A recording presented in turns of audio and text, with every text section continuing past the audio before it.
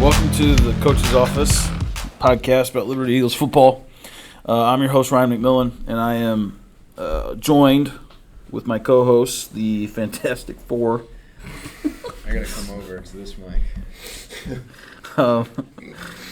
Coach Smith, Coach Nowling, Coach Craig McMillan, Coach Parks. Yeah. Our topic today, be a pretty quick topic. We just want to kind of recap our month of June a little bit, kind of talk through some of the things we've done. We've had a very busy month of June, probably our busiest month of June, probably the busiest month of June that we've had since some of you guys have been here. I think so. Usually we spread out some of the things we do over the whole summer with our other camps and things like that, but we just kind of jammed it all into June, and that way July we can just focus on the upcoming season. So we started off the month of June. I think we started, June 5th or something like that? Yeah, I think that's when is it up there? June 5th. Up there, Yeah, we started June 5th with 5 days of our own camp to prepare for the Pitt State camp that we went to. Team camp. Yeah. So in years previous, because we ended school just the week before. Didn't we? Oh no, we had that week off because we were supposed to. Our last day of school was supposed to be then, but so we had that week before off. But last year we had that week of June 5th off, but we needed 5 days to get ready for Pitt State, so we had our own team camp, which went great. Our own practices, so the 5th through the 9th, we adjusted some things with how we are teaching the players a little bit, which we think is really helping that week. And then on Sunday, on June 11th, what did we pull out of Liberty at like 6 a.m.? Yeah. Something like that? I think that's right. Roughly. It was early. Yep. To head down to Pittsburgh, Kansas. So it was a full day of travel. It was like five and a half hours or something like that. Down to Pittsburgh, Kansas for our Pitt State camp. I think our first session on Sunday, so we traveled all day Sunday, then we had a session that night. Actually, we had two. We had one in the afternoon. Yeah, we had two buses. 55 kids? Yep, 55 kids. Wow, that's a lot. Stayed in the dorms. The 5 of us coaches were with them. Yep. Yeah, stayed in the dorms. It's a good experience for the players. They got to experience college life a little bit, what it's like to have to share a bathroom with an entire floor. We got to experience that too. That was. We got to experience that as well. My goodness. But that afternoon we had like a 2-hour session, I think. Had dinner, and then had another 2-hour session in the evening. But it was pretty awesome, the format. It was somewhat jamboree style. The whole thing was us basically competing with other teams. And kind of how it worked was, so say the first session there were 4 teams together. And one team would stay on defense for 9 straight plays, and the other 3 teams would run a play apiece and for 9 straight plays. So we would run a play, then the next team would run a play, then the third team would run a play, and then we'd come back to us and we'd do that for 9 plays. Later that evening, in the rest of the camp, it was you were lumped with just three teams. So it was. Yeah, that's right. Yeah, it was. So one team was on defense, and the other 2 teams were just going back and forth running plays. And that's kind of nice because then you can go slow and you can talk between plays and you can coach them up. And yep, you can talk about some mistakes. You can keep running the same play, which we did a few times because we needed to work on a few things. But I bet, and that was kind of the same format the rest of the camp on. And we were done 8 o'clock. Yeah. On Sunday night we were done, and then Monday we were back at it again. We had breakfast at like 8-ish, and then I think we were back out on the back out again like 9:30 or something like that on Monday, and then we all 3 practices. We had a morning session. And then an afternoon session. The afternoon one was inside, right? Yes. Yeah. That's cool. Yeah, so the kids got to practice in their indoor facility, which was pretty awesome. Well, yes. So one of the cool things is there was varsity and JV. We were able to have one team at each. And varsity was playing in the stadium. Yeah. And that's a really nice stadium. I'd never been to Pitt State before, but I was really impressed. The campus was beautiful. The stadium's huge. One of the coolest college stadiums that isn't like a Mizzou. Correct. That you could go to. But it's not as big as a Mizzou stadium, but you're in there and it's a stadium. It's a stadium. You're like, wow. It's pretty there's cool. a press box. Yeah. I mean, it's surrounded by thing. stands. So the varsity was doing that, and then JV, we were either at the indoor facility or we were out on a practice field one of the days too. But that was cool too, just to kind of use those facilities because the stadium's gorgeous, but then their indoor facility's really nice too. Really nice. Yeah. With their weight room that overlooks their indoor turf. And and it's smart that they do this program because there are a bunch of kids who, well, I'd never thought about Pitt State, but now there's a bunch of kids who know that that's an option for going to college, like a fairly inexpensive school. Yeah. With a great game day atmosphere. Yeah. With facilities like that they might just go to school. Yeah. That's right. And we had Matt Craig with us too, who is going to Pitt State. Yeah. That's how we got that, because this is our first time doing a team camp since I've been here. This will be my 5th year, and Matt Craig got recruited by Pitt State, and I guess that's kind of how we started this conversation. And that's how we ended up at, well, two things. We ended up at Pitt State because Matt was getting recruited by them, and they had all their ducks in a row before other colleges. And I try and get that stuff organized and put together in January, and some of the colleges don't start getting their team camp stuff ready until like February, March. Well, that's almost too late because families are planning vacations and things like that. So they already had their set and the dates and everything. So I'm like, yeah, we'll do it. I know it's a little bit of a drive, but we actually kind of liked that. It was a little bit farther away, and we plan on going back next year. I was just going to say, one of the other big team camps is UCM. Yeah, is that right? big one at UCM.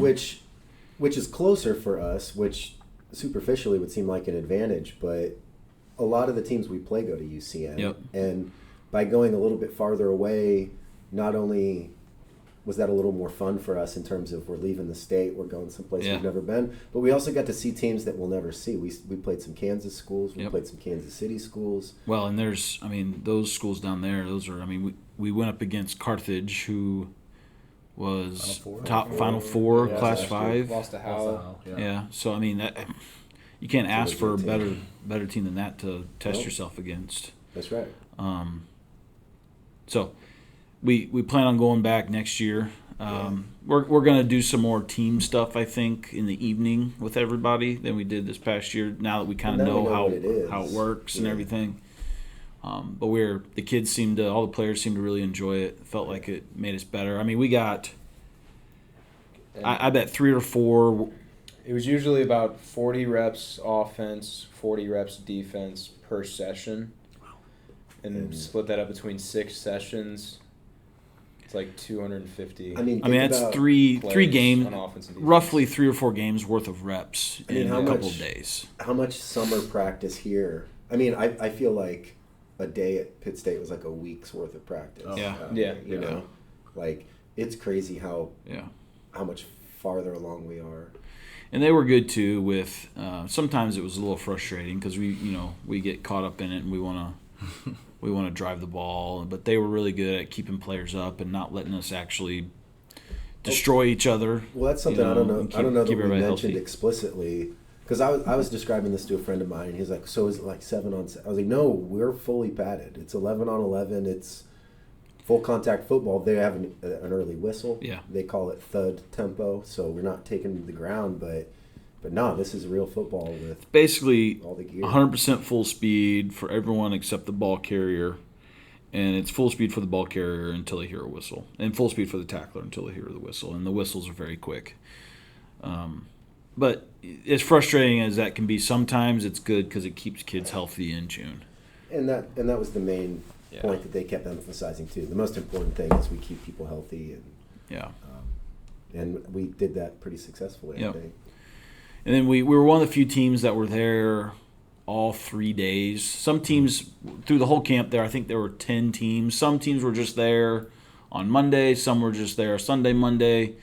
I think there were maybe 6 teams on Tuesday that had been there the whole time, I think. So we had a session Tuesday morning, and I would say, so Monday night we struggled a little bit in our last session. We played great football the entire weekend. We had played great football all day Monday. Our last 2-hour session Monday night, we struggled a little bit, and our players the next day bounced back from that extremely well. And one thing we did very good, we were very good at throughout the whole camp, was starting off strong. In years past, we've had a tendency to start off slow, and we had that conversation with our team, and after every break that we had, there was usually an hour or so break after meals or during meals. It didn't take us so long to get going. Yeah. After we kind of addressed that, and we on Tuesday we were probably the best at coming back. It was our third day. Everyone was tired. Oh, yeah. All the teams were beat up, and we were our group of guys came back stronger than those other teams. We were playing better than those other teams, and it was just at that point it's mentally just okay. I'm gonna show up and I'm gonna play. Yep. And they did a fantastic job of pushing through that. So that was Pitt State. We gave the guys the rest of that week off. We had 8 days kind of in a row that were pretty intense. So we gave them off the rest of that week, and then we started up on June 19th, right back into the thick of things for us coaches. Mm-hmm. We start off with our speed development with Coach Totoro, which is going awesome. Yeah, he's doing a great job. Yeah, he's pushing their limits mentally and fixing running form, and he's doing a phenomenal job. So on the 19th we start with that, and then our eccentric lifting in the weight room. And then we didn't do any really football stuff that week. We kind of just concentrated on speed and working out for a week before we got back into football stuff. And then that evening for the 19th, the 20th, and the 21st, we had our Junior Eagles camp from 6 to 8, and it was great turnout, really good. Yeah. Had about 100 kids signed up, which is great for our future. Those Junior Eagles coaches are doing a phenomenal job of getting kids out, playing football, teaching them what they need to learn. So we had 3 days of that camp, which went great. Weather was phenomenal for that. Mm-hmm. And then on Thursday, we had our second annual moms practice, which went great again as well. I can't be happier with that moms practice. Seems like the moms have a great time, and they get to see a little bit of what their sons go through at practice to a certain degree. They get to know, and probably the biggest thing is they get to know us as coaches, as people, more than just their son's coach. They get to know us as people, which is more important than anything, really. Yeah, and we get to know them, and we get to know them. When they see us yelling at their kids this fall, it's important that they know that we're not total jerks all the time. That actually we're pretty nice people when we have to be. Yeah, and we care about their sons. Yeah, we do. More than just as a football player. The SWAT thing on the 20th? Huh? Oh, yeah. And then we had on the 20th. I forgot all about that. We were busy now. Yeah. St. Charles County SWAT came in, and they did kind of a physical competition with our players and 2 of our coaches. And it consisted of, the first part was an 800-meter run, right? Easy. 800-meter run. Yep. And then you had 3 minutes rest, and then you had to put on a bulletproof vest and a gas mask and carry 25-pound weights for 400 meters. Yeah, 2 25-pound dumbbells. Yeah. Well, it's worth mentioning that our 2 survivor coaches, McMillen and Kenny, are with us. You guys survived. Yeah. Yep. We're still with you today. With us. I wish I could share with the podcast some video footage of these 2 when they were it's probably good. in the middle of burpees, because you guys were in a pretty dark place there for a while. Yeah. They were fighting demons. Yeah, the burpees. Oh my god. Rough. I mean, After I'd say having the gas mask on was the hardest thing, and our kids all agreed with that. But it's kind of putting you on the spot. Would you say that's the hardest workout you've ever? oh yeah, had? for sure. I mean, Yeah, I can't. That was imagine. that was probably the hardest thing I can't imagine I've doing ever anything done more in terms difficult. of like mentally and physically. We had a couple players in a dark place doing the Oh, burpees Yeah. too. Yeah, it got to the point with the burpees where like your body couldn't really pick itself up or like catch itself on the way down, Yeah. I should say. Yeah. So you're just kind of face planting. But you You're know, just dropping down. and that's kind of the whole point, right? Is to like push you so far past what you thought you could do Yeah. that hopefully you see that there's something on the other side. That's Yeah, like, actually, right. I have Mm-hmm. abilities that I didn't realize I had because I've never pushed Right. this hard. And I've never I think a lot of our unlocked kids stuff. that did it, they realized like before they maybe could have said like, oh, I gave it my best. Like I tried the hardest I could. It's like, but did you really? though? Because there's that side of you that we saw on Tuesday where it's like, you might have been trying as hard as you could, but then there was another level you had to reach to finish that workout. That Deep. I mean, it was it Dark was a dark levels. place that you had to go to But- get there. But to get you're, to see all of them were capable of doing it. and to see it from the other side of it, that like, yeah, you're tired, but everyone was fine. Yeah. You know, it's like, Oh, you all I can survived. recover from Yes. this. My body's a lot more resilient than Yes. I Yes. probably expected it to be. Yeah. Well, and only 12 players got to participate, and they were picked by those 12 players were picked by our captains, our leaders on our team. But everyone, kind of like on a Friday night, everyone has a role, and the rest of the team, they were there to encourage them through this tough competition. Because after the 400-meter walk, they then had Run. had burpees. Yes, I walked. Yeah. I walked. Yeah, you walked. I didn't. Yes, it was run with. It was burpees after that, right? Yeah, so then How many you- minutes? 3 Two- minutes. Then you have 3 minutes to do as many burpees as you can. and then 3 minutes rest. I think to Long get 3 points, you had to minutes. do like 35 burpees or something. Yeah, there's a point system to this whole thing with Yeah. how they collect points and compete with and it. then so after the burpees, another 3-minute rest, and then you put as you're resting, you're putting on the gas mask and the Bulletproof bulletproof vest. vest again. And then you have Air as squats. many air squats as you can get in 2 minutes with all that on. And then you take all that off, another 3-minute rest, and then you have a minute. Is it Yeah, a like minute a to minute. do pull-ups? Yeah, you have a minute to do as many pull-ups Yeah. as you You can. had to get 5 straight. Yeah, 5 you had straight to get before you could 5 rest. straight before you could get off the bar. And so they do all this. They did it in 2 separate groups. So it was kind of funny to see.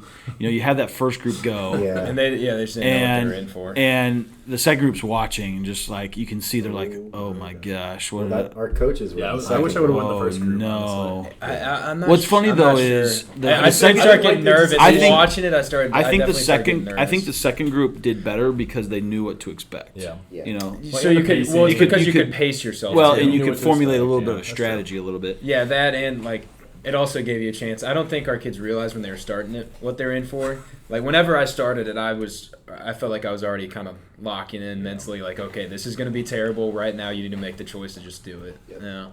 And before that, they didn't really have that choice. They're like, oh, we'll just run 800 meters and see how it feels, and then put a gas mask on. But yeah, when I saw a couple of our kids doing those burpees, I was like, all right, I need to start Well, it was cool mentally preparing for this. because the players learned exactly what we were hoping they would learn. So you could tell by watching some of them at that point when they thought, I can't do this. Yeah, multiple of our guys Whether it did was times. during they have the gas mask, the flak jacket on, they're carrying those 25-pound weights, or it's during the burpees. There was always a point for most of them where you could see in their face, like, I don't know if I can keep going, and they kept going. One of the interesting things about that is, it seems like that came pretty quickly. Yes. Like it's not 800 really meters, like in that's the what my Some, game. some of it is at the very first event. So to think about that makes it even more impressive that it's like, okay, I'm gonna push through it, Yeah. and then And then eventually afterwards for them succeed. to understand and realize, I thought there's no way I can finish this, and then I did, and see